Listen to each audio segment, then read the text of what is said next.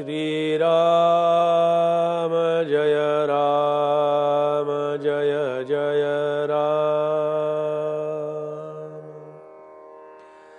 श्रीराम जय राम जय जय राम।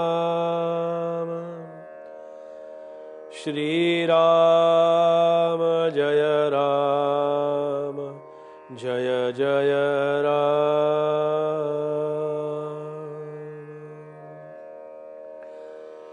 जया मानला देव तो पूजिता है, परी देव शोधूनि कोणी न पाहे।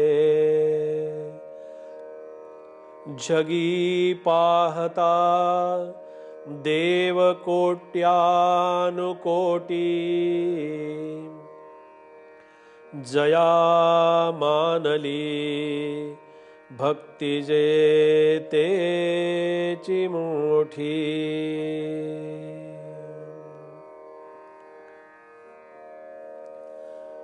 समर्थांच्या मनोबोधाचं चिंतन आपलं सुरू आहे आणि या श्लोकामध्ये पुन्हा तोच विषय समर्थांनी आपल्या समोर प्रतिपादन केलेला आहे। कोणता विषय?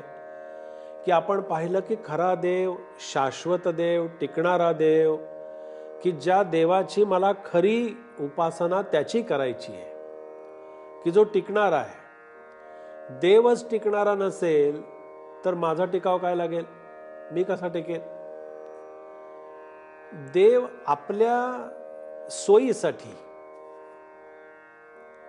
आपल्याला एक मार्ग, आपल्याला एक सोय म्हणून मूर्तीमधल्या देवाची व्यवस्था आहे। मूर्तीमधला देव हा काही सर्वस्व आहे असं म्हणता येत नाही। या अनुषंगानं मूर्तीतून देव प्रगट होतो, पण देव प्रगट होतो याचा अर्थ असा की त्या मूर्तीमध्ये असणारं चैतन्य प्रगट होतं। आता हे चैतन्य काय असतं? हे चैतन्य कसं असतं? ते चैतन्य दाखवा म्हटलं तर दाखवता येतं का? नाही दाखवता येत। मूर्तीमधला देव दाखवा म्हटलं कोणी तर दाखवता येतं का? तर नाही दाखवता येत। मूर्ती दाखवता येते। ही रामाची मूर्ती, ही कृष्णाची मूर्ती, ही दत्ताची मूर्ती, ही देवीची मूर्ती, ही मारुतीची मूर्ती, हे मूर्ती दाखवता येते। मारुतीच्या मूर्तीतला मारुती दाखवा म्हटलं किंवा त्याच्यातला देव दाखवा म्हटलं तर काय दाखवणार? नाही दाखवता येत। म्हणून शाश्वत देवाची पूजा करायला सांगितली की तो शाश्वत देव जो आहे ना, हा अंतरात्मा, हा खरा परमेश्वर आहे, तो खरा देव आहे असं समर्थांना सांगायचं आहे। की जया मानला देव तो पूजित आहे। ज्याला जो भावेल, ज्याला जो आवडेल त्या देवाची उपासना करा। संतांनी आपल्याला अशा दृष्टीनं देवाची व्यवस्था करून दिलेली आहे। मूर्तींची व्यवस्था ही आपल्या सोयीसाठी करून दिलेली आहे। पण आपण काय केलं की जे माध्यम म्हणून दिलं त्या माध्यमामध्येच अडकून पडलो। आपण माध्यमामध्येच गुंतून पडलो। मूर्तीची पूजा करत असताना, मूर्तीची सजावट करत असताना, मूर्तीची सजावट करणं स्वाभाविक आहे, पण मी त्या मूर्तीची सजावट करतो आहे ही भावना नसावी। मूर्तीमध्ये असणाऱ्या परमेश्वराची मी सजावट करतो आहे असं म्हणून जर मूर्ती सजवत असतील तर ठीक आहे, पण मूर्ती सजवत असताना, मूर्तीला गंध लावत असताना मूर्तीतल्या आतल्या चैतन्याला मी गंध लावतो आहे। मूर्तीला फूल वाहत असताना मूर्तीमध्ये असणारं जे निरंतर शाश्वत तत्व आहे त्या तत्वाची मी उपासना करतो आहे। आणि हे केव्हा कळतं? असे जगामध्ये कोट्यानुकोटी देव आहेत, पण हे कळतं केव्हा? जेव्हा मी माझ्या सद्गुरूंना शरण जातो तेव्हा, जेव्हा मी माझ्या सद्गुरूंच्या चरणावरती नतमस्तक होतो तेव्हा। म्हणून असं म्हटलं जातं, आवडी म्यावरिला गुरुराया, आवडी म्यावरिला स्वात्मसुखाचे कुंकुम लेऊन, स्वात्मसुखाचे कुंकुम लेऊनी संस्कृती क्षीण हरला गुरुराया, आवडी म्यावरिला गुरुराया, आवडी म्यावरिला. स्वात्मभूषणे भूषविली मज, स्वात्मभूषणे भूषविली मज.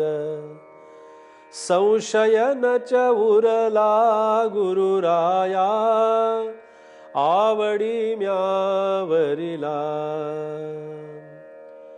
गुरुकृपे कल्याणची होईल, गुरुकृपे कल्याणची होईल.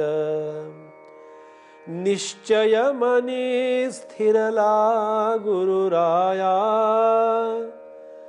निश्चय मनी स्थिरला गुरुराया, आवडी म्यावरिला गुरुराया, आवडी म्यावरिला. त्या गुरुतत्वाची पूजा करायची आहे बरं का. त्या गुरुतत्वाला शरण जायचंय, त्या गुरुतत्वाशी समरस व्हायचं आहे, त्या गुरुतत्वामध्ये आपल्याला एकरूप व्हायचं आहे. म्हणजे खरा देव आपल्याला कळेल, खऱ्या देवाचं अस्तित्व आपल्या लक्षात येईल.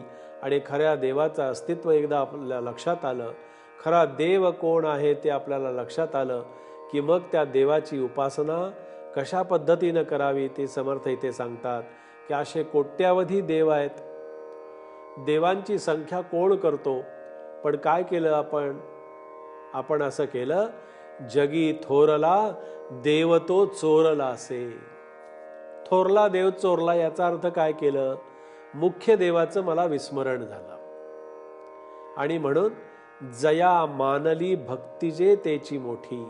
ही जी भक्ती आहे, ही जी उपासना आहे, ही भक्ती आणि उपासना माझी त्या ठिकाणी मी अर्पण करावी की जी मला शाश्वत देवाच्या पूजेतूनच मला ही भक्ती निर्माण व्हावी. भक्तीनं मी परमेश्वर, भक्ती आकळीला दयाघन, भक्ती आकळीला आपण पाहिलं, त्या भक्तीनंच देव वश होतो. त्या भक्तीच्या माध्यमातूनच परमेश्वराची उपासना होते. ती भक्तीच आपल्याला अंतःकरणामध्ये ईश्वराचं दर्शन घडवत असते. कारण ईश्वराचं दर्शन वेगळ्या कुठल्या माध्यमातून मला घ्यायचं नाहीये, वेगळं कुठलं तरी साधन मला त्याच्यासाठी उपयोगात आणायचं नाहीये, तर मला त्याच्यासाठी एकच साधन, आणि ते साधन म्हणजे नामस्मरण, ते साधन म्हणजे ध्यान, ते साधन म्हणजे ओंकाराची साधना, मानसपूजेची साधना. या सगळ्या साधनातून, या सगळ्या माध्यमातून मला त्या मुख्य देवाचं दर्शन घ्यायचं आहे. कारण मुख्य देव मला एकदा समजला, कारण माझं आयुष्य आणि माझ्या जीवनाची योजना ही त्यासाठी निर्माण झालेली आहे. त्याच्यासाठी भगवंताने हे शरीर निर्माण केलं, त्याच्यासाठी हे जग निर्माण केलं, त्याच्यासाठी या सगळ्या जगातल्या व्यवस्था या त्याच्यासाठी निर्माण केल्या. आणि त्याच्यातूनच भगवंताच्या कृपेचा आनंद आपल्याला घेता यावा आणि त्याच्या चरणी आपण विलीन व्हावं, त्याच्याच अनुसंधानामध्ये आपण राहावं, असा समर्थांचा उपदेश या मनाच्या श्लोकांच्या माध्यमातून आपल्याला श्रवण करायला मिळतो आहे. जय जय